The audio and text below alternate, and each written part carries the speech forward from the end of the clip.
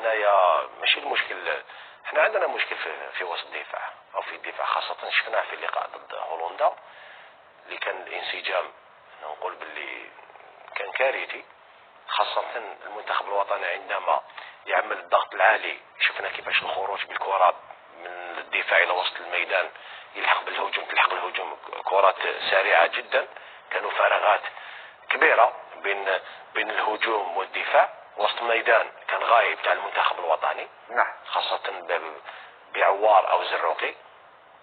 لهذا نقول باللي امام بن طالب في الشوط الاول ثاني ضيع عدة كرات. لا نبقاو امين مع خط الدفاع.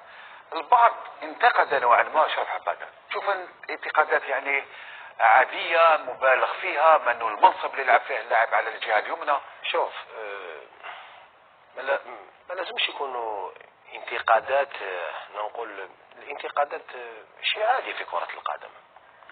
انا بالنسبة لي عبادة بالك ما شفناش من الناحية الهجومية اللي هو حقيقة، في الحقيقة هو لاعب تاع محور الدفاع.